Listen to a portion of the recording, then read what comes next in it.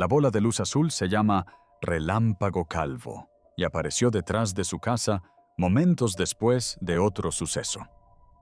La breve aparición dejó a los testigos con dudas sobre lo que habían visto en un remoto lago de Oriente Medio.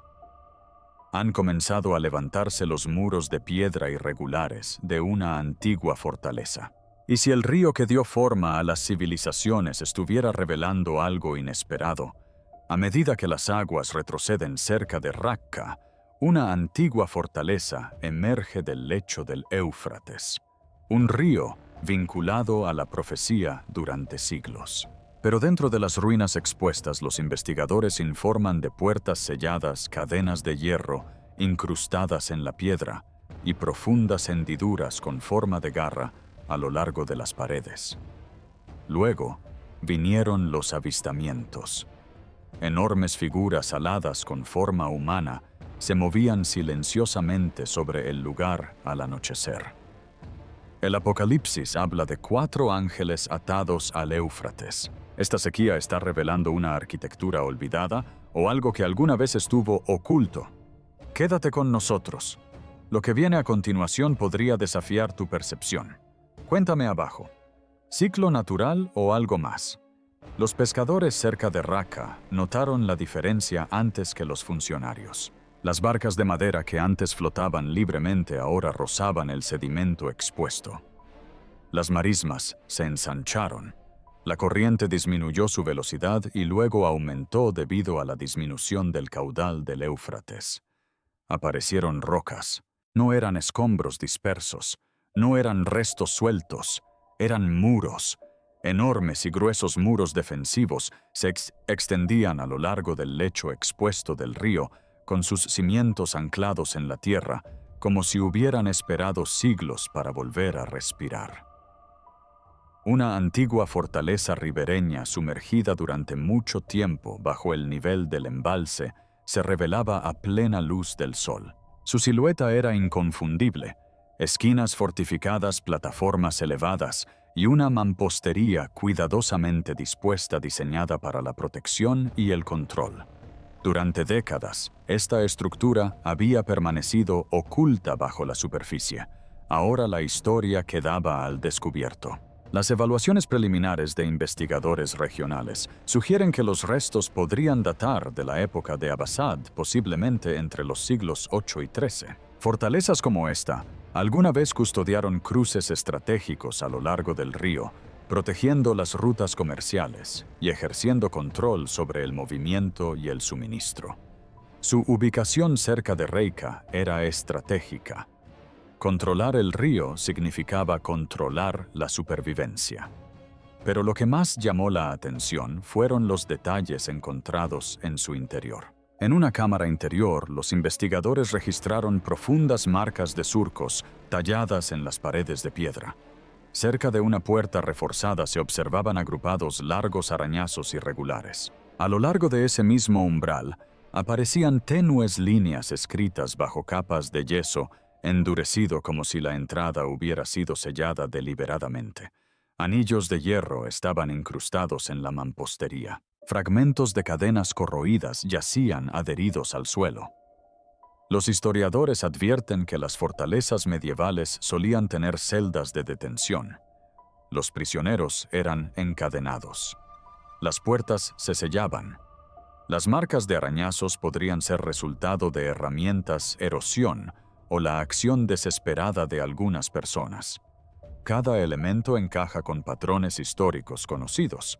Sin embargo, la narrativa cambió cuando surgieron los testimonios de los testigos presenciales de las noches posteriores al descubrimiento. Varias personas afirmaron haber visto enormes figuras aladas sobre la fortaleza expuesta desplazándose por el cielo al anochecer. No eran pájaros ni drones. Describieron siluetas con forma humana de hombros anchos y alas alargadas que se extendían hacia afuera deslizándose lentamente contra la luz menguante. Las figuras parecían más grandes que cualquier rapaz conocida con contornos claramente humanoides. Ninguna grabación verificada confirma estas afirmaciones. La distorsión óptica al atardecer puede exagerar la escala.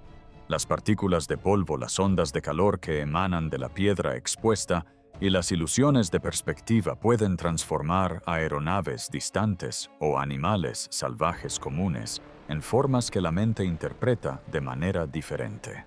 La percepción humana, especialmente en contextos emocionales intensos, llena los vacíos con imágenes poderosas. Pero el simbolismo impactó profundamente. Las tradiciones antiguas hablan de ángeles caídos, seres derribados, restringidos, atados a la oscuridad. Ciertas interpretaciones de textos proféticos describen entidades espirituales confinadas hasta tiempos señalados. Las imágenes de cadenas incrustadas en la piedra, cámaras selladas que se reabren cuando un río profético se seca, y relatos de imponentes formas aladas en lo alto crearon una convergencia de símbolos que a algunos les resulta difícil descartar. En la literatura teológica, los ángeles caídos suelen representarse no solo como seres rebeldes, sino como fuerzas asociadas con el engaño, el poder y el juicio. Su liberación en interpretaciones simbólicas representa una conmoción, un conflicto espiritual que se manifiesta a través de acontecimientos terrenales. Sin embargo, la mayoría de los estudiosos enfatizan la metáfora por encima del espectáculo literal. Las imágenes apocalípticas son complejas, poéticas, y buscan transmitir verdades morales y espirituales más que avistamientos físicos. Sin embargo, el factor tiempo intensifica la percepción. Los niveles de agua han disminuido drásticamente en los últimos años debido a la sequía, la gestión de las represas aguas arriba y los patrones climáticos. Los ingenieros pueden explicar la física. Los arqueólogos pueden explicar la fortaleza. Los psicólogos pueden explicar la mala interpretación visual.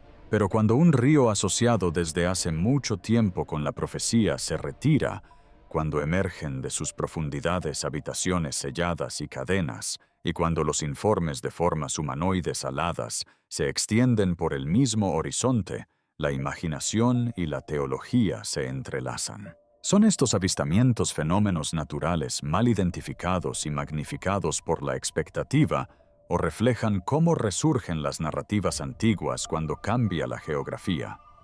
No existe evidencia creíble que respalde la liberación literal de seres sobrenaturales. Sin embargo, los símbolos tienen peso. A medida que el Éufrates continúa retrocediendo, no solo deja al descubierto la piedra, sino también la memoria, los textos antiguos, las creencias arraigadas y la persistente tendencia humana a interpretar los cambios drásticos a través de la lente de lo invisible. El río está cambiando y cuando los paisajes se transforman, también lo hacen las historias que la gente cuenta sobre lo que emerge de sus profundidades. Mientras la fortaleza quedaba expuesta a lo largo de las orillas menguantes, el cielo sobre el Éufrates contaba otra historia.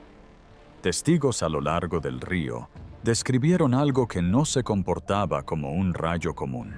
No hubo un trueno que rasgara el aire, ni un rayo dentado que se precipitara desde la nube hasta la tierra. En cambio, apareció una esfera de luz redonda, contenida casi deliberada. Flotaba a varios metros sobre la superficie del agua, brillando desde dentro, como vidrio fundido suspendido en el aire. Se desplazaba lentamente.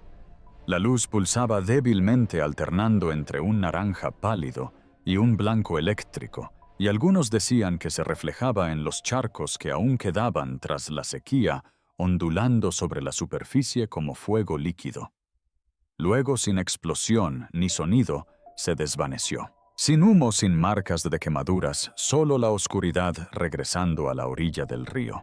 Los científicos han documentado durante mucho tiempo casos excepcionales de lo que se conoce como rayo globular. Los físicos teorizan que podría tratarse de plasma formado a partir de aire ionizado durante intensas tormentas eléctricas. Otros sugieren que las reacciones químicas que involucran el silicio en el suelo podrían generar breves esferas luminosas autónomas. En condiciones controladas se han producido pequeños efectos de plasma en laboratorios, pero el verdadero rayo globular libre sigue siendo esquivo, impredecible y extremadamente raro. No aparece a voluntad, no sigue reglas consistentes y casi nunca permanece el tiempo suficiente para ser estudiado con detenimiento. Los escépticos argumentan que condiciones atmosféricas inusuales combinadas con polvo, humedad y desequilibrio eléctrico podrían explicar lo observado. La región del Éufrates ha experimentado calor intenso, patrones climáticos inestables y fluctuaciones en la presión atmosférica durante la sequía. Si bien los eventos de plasma son poco comunes, no son imposibles. Sin embargo, este no era un lugar cualquiera. Apocalipsis 16:12 habla de que el Éufrates se secará en la secuencia final de los acontecimientos. Durante siglos ese versículo permaneció abstracto, simbólico para algunos, literal para otros.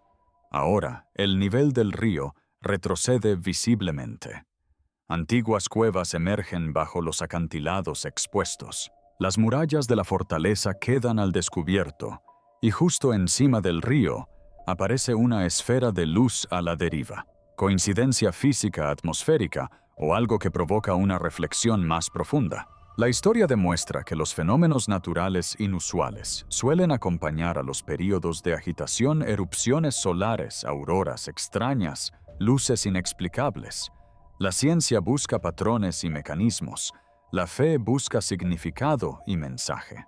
No siempre entran en conflicto, pero sí plantean preguntas diferentes. Podría tratarse simplemente de plasma interactuando con un entorno cargado. Pero cuando el agua se retira de un río descrito en escrituras proféticas, cuando estructuras enterradas emergen de su superficie y cuando la luz se manifiesta silenciosamente sobre su corriente, la interpretación se vuelve inevitable. La verdadera pregunta no es si la física puede describirlo. La verdadera pregunta es si estamos prestando atención. Si este relato te hizo reflexionar, dale me gusta al vídeo. Comparte tu opinión en los comentarios y suscríbete para seguir con nosotros, porque lo que descubramos a continuación podría ser aún más profundo. Los informes no comenzaron con luz. Comenzaron con un movimiento a lo largo de un tramo tranquilo del Éufrates, después del atardecer. Los residentes describieron cómo la superficie se movía de forma antinatural. El aire estaba en calma. No soplaba viento contra el agua. Sin embargo, las olas se extendían desde un punto central, pesadas y constantes, como si algo inmenso desplazara la corriente desde abajo. Al principio los observadores supusieron que se habían desprendido escombros, río arriba, un árbol caído, una estructura sumergida que se derrumbaba. Pero quienes permanecieron observando insisten en que la perturbación se movía contra la corriente lenta, controlada y poderosa. Algunos afirmaron haber visto una forma bajo la superficie.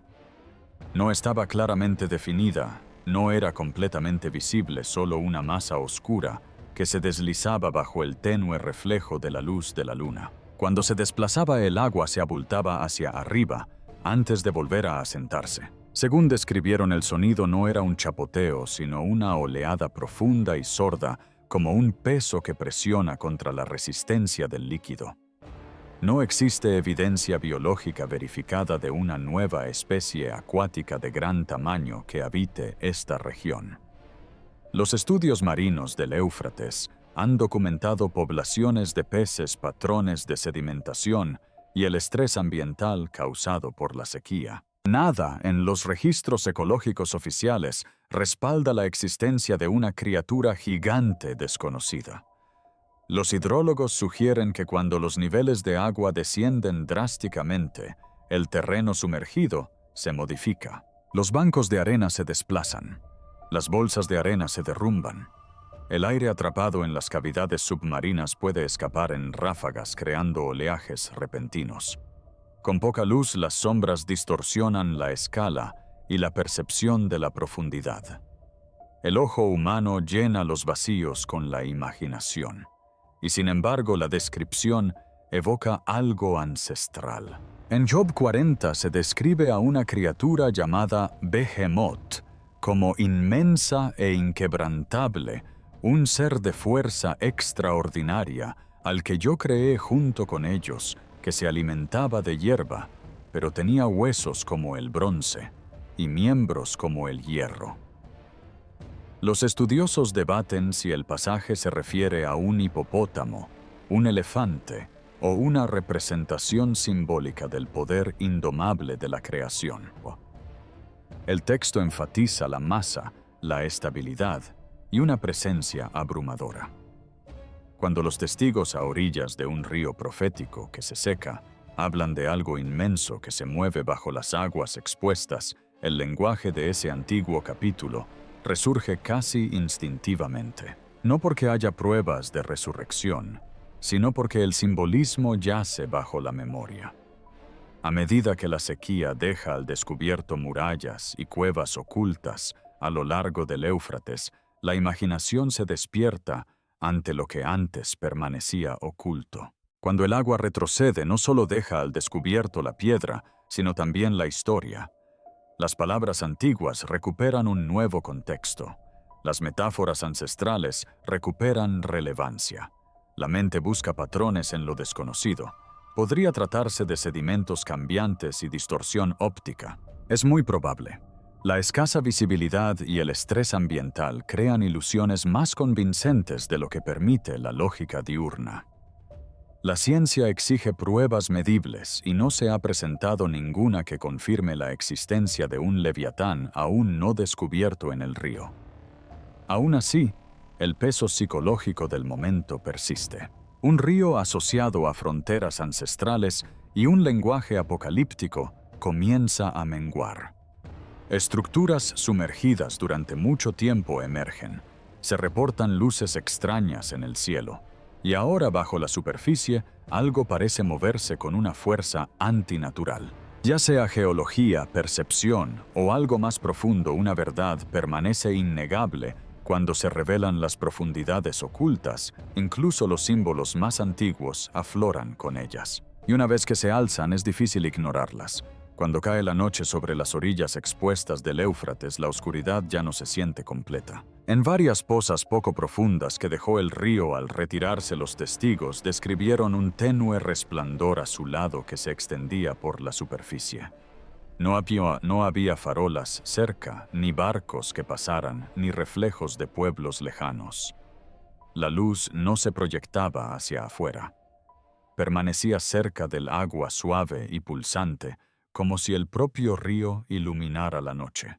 Quienes se acercaban decían que el resplandor se intensificaba al agitar la superficie. Una piedrecita arrojada, un palo arrastrado por las aguas poco profundas. Las ondas brillan brevemente con un azul eléctrico antes de desvanecerse en la sombra. Es sutil pero inconfundible. Los científicos señalan un fenómeno conocido, las algas bioluminiscentes. Ciertos microorganismos emiten luz mediante reacciones químicas dentro de sus células, pero a menudo desencadenadas por el movimiento o la agitación.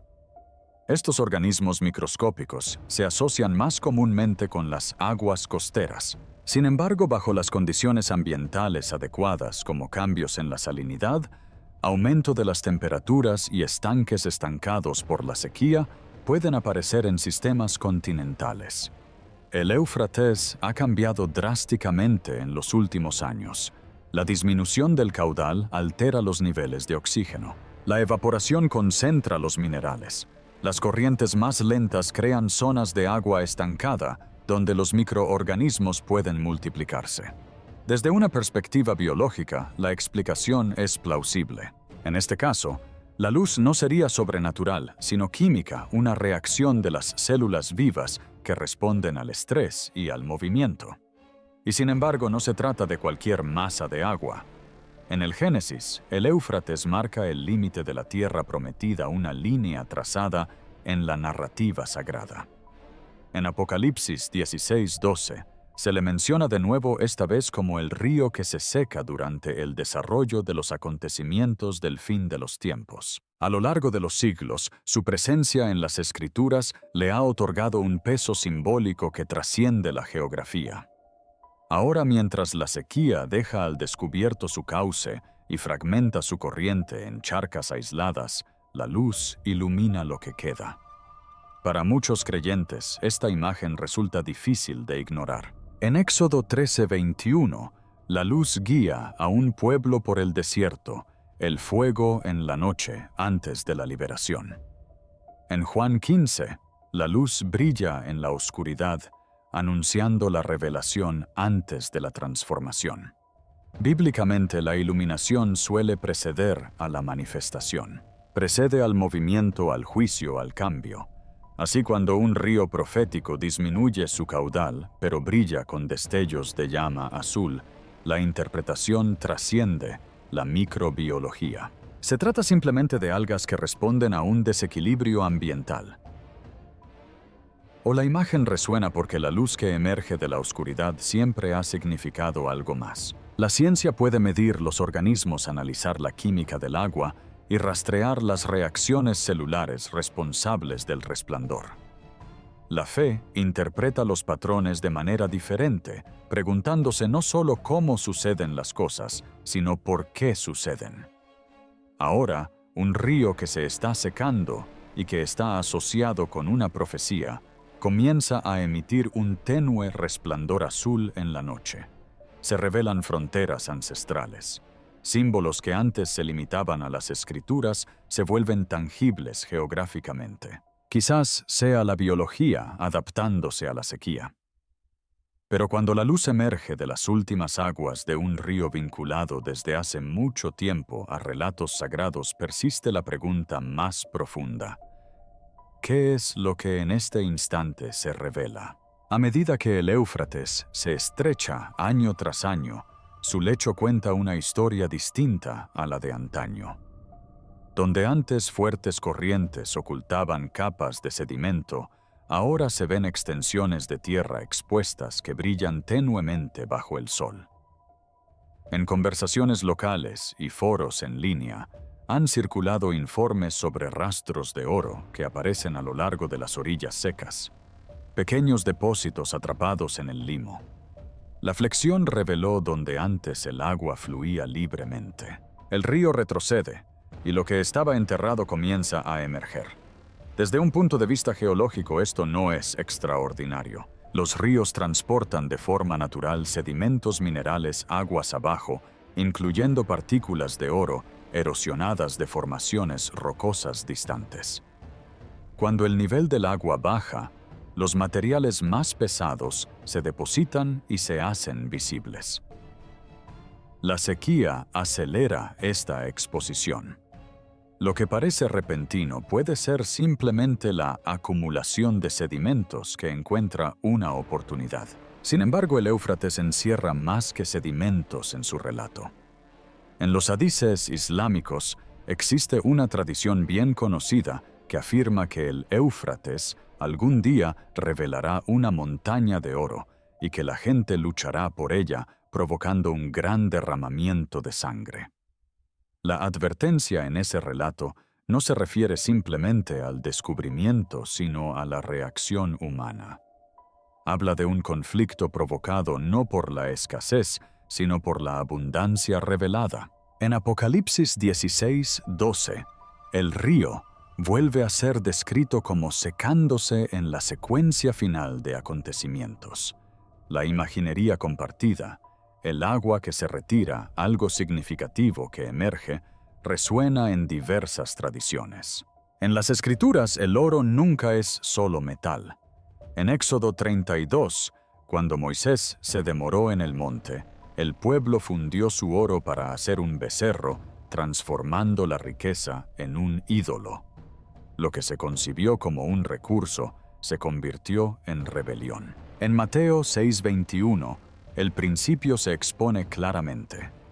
Donde hay tesoros, allí está el corazón. La riqueza revela lealtad. Apocalipsis 17 y 18 describen a Babilonia adornada con lujo. Oro, piedras preciosas y riquezas fluyen por su sistema solo para colapsar repentinamente. En esa visión, el oro representa tanto la prosperidad como la vulnerabilidad. Simboliza el poder económico, la influencia y la tentación entrelazados. Así pues, cuando aparecen informes sobre la presencia de oro, junto con la desecación de un río asociado a una profecía, la interpretación pasa de la geología a la moralidad. Podría tratarse simplemente de depósitos minerales expuestos por cambios ambientales. No hay ninguna montaña confirmada que se eleve desde el lecho del río, solo hallazgos dispersos, amplificados por rumores y expectativas. La sequía deja al descubierto los recursos. Los humanos lo notan. Pero la cuestión fundamental no es cuánto oro yace bajo los sedimentos, sino qué harán las personas si aparece. La historia demuestra que la riqueza puede estabilizar las sociedades o fracturarlas. Puede financiar la reconstrucción o desencadenar conflictos. Cuando surge algo valioso en un momento ya marcado por la escasez y la tensión, las prioridades se hacen evidentes. Si el Éufrates se está reduciendo, como describen muchos textos antiguos, y si comienzan a aflorar recursos valiosos, la cuestión no es la cantidad, sino la elección. ¿Se inclinarán los corazones hacia la acumulación, el control y la competencia, o hacia algo más allá de la ganancia material? Si esta reflexión te conmovió, dale, me gusta. Al video, comparte tus ideas, abajo, suscríbete para seguirnos y gracias por acompañarnos en este camino.